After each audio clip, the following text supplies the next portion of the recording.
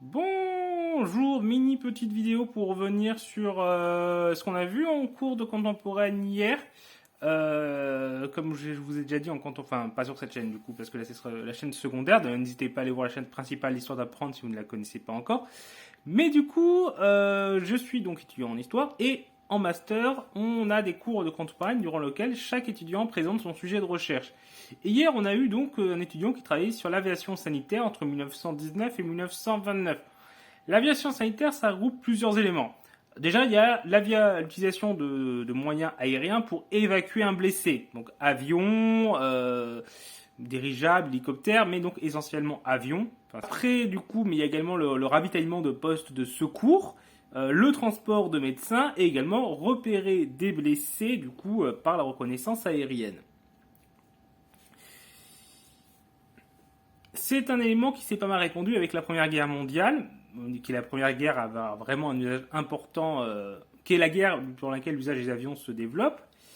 Mais ça va rester encore quand même assez peu répandu, surtout la partie transport des blessés qui est mal vue parce qu'on est quand même à une époque où l'avion est quelque chose de nouveau, avec pas mal d'accidents régulièrement, donc ça n'inspire pas confiance.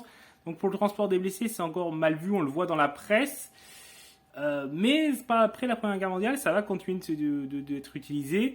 Et les expérimentations qui ont eu lieu pendant la Première Guerre mondiale, notamment à l'initiative d'un député du Puy-de-Dôme, ce qui a été une des raisons qui a poussé cet étudiant de Clermont-Ferrand à se pencher sur ce sujet, donc il a beaucoup contribué à l'expérimentation. Il a notamment contribué au développement d'un avion qui pouvait transporter deux blessés qui étaient mis sous l'avion. Donc après la Première Guerre mondiale, ça va se continuer à être utilisé, à se perfectionner et contribuer à ce qu'après ça soit une utilisation plus répandue. C'était après voilà, c'est un élément sur lequel il a pu après se pencher avec les sources déjà personnelles du coup de ce député, mais également les sources de presse. C'est quand même ça qu'il a pu voir comment la presse du coup traitait de ce sujet. Donc on voit en effet que le transport des blessés est mal vu. Par contre, l'utilisation de l'avion pour du ravitaillement ou pour repérer le blessé, ça c'est vu comme positif. Et aussi des journalistes qui disent pour l'instant transport des blessés ça ne me paraît pas prudent, mais oui à l'avenir ça peut être vachement pratique. Donc c'est pas une hostilité de principe à l'avion.